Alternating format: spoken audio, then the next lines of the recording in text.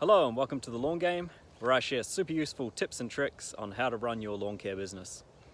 Today I'm going to talk about how to price your services when you're just starting out. Now, this can be one of the biggest challenges when you're first starting out because you really don't know how to price the services. So today I'm going to give you a few tips, a few ideas, and also give you a few links to some other really useful videos on YouTube from some other super awesome people, and that should hopefully give you some ideas.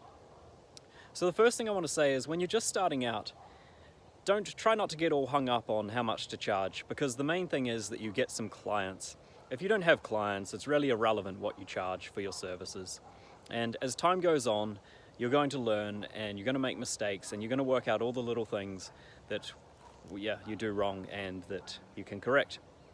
So the few approaches. So my personal approach is I can turn up and I can see a lawn and I know all of the different things. I know my area really well, and the hills and the trees and trampolines and all of those sorts of things that affect the price that I want to charge, and I make sure I get it right now.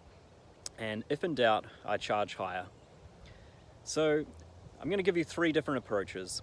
The first one is, if you mow your own lawn, how long does it take? And then what you can do is, if you measure out your lawn, you'll have a square meterage or square footage, however you measure it, and write that down and work out how long it takes per square foot. And then what you can do is go to Google Earth. If you don't have Google Earth, I really recommend it.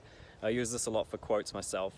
And you can measure out a property, all the lawns, you can do it in sections, and you can figure out how big that property is, how much lawn area there is, and you can work out a price without ever having to actually visit the property if you like.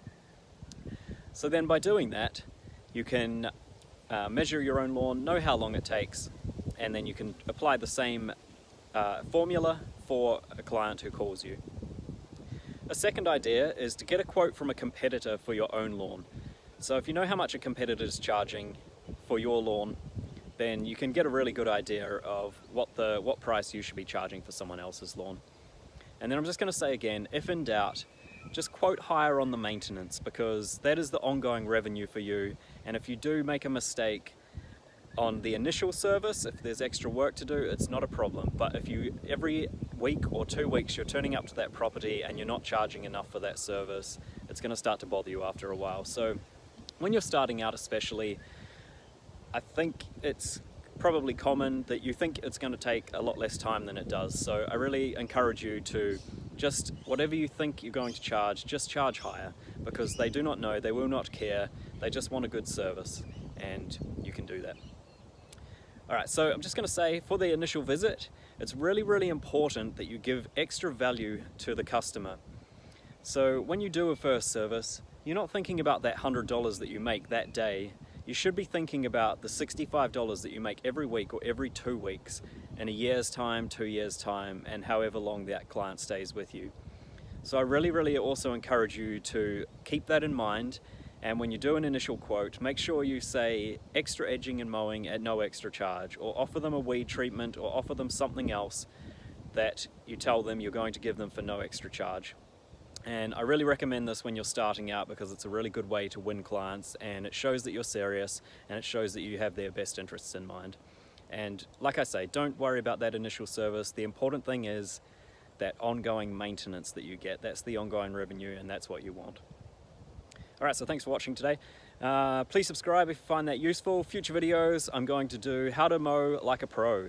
So I'm going to break it down into the edging, the mowing, and clearing the paths with the leaf blower and the driveways, etc.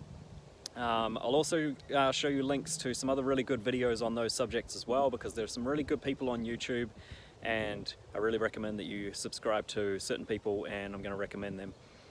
So yeah, please subscribe. Thanks for watching. Bye bye.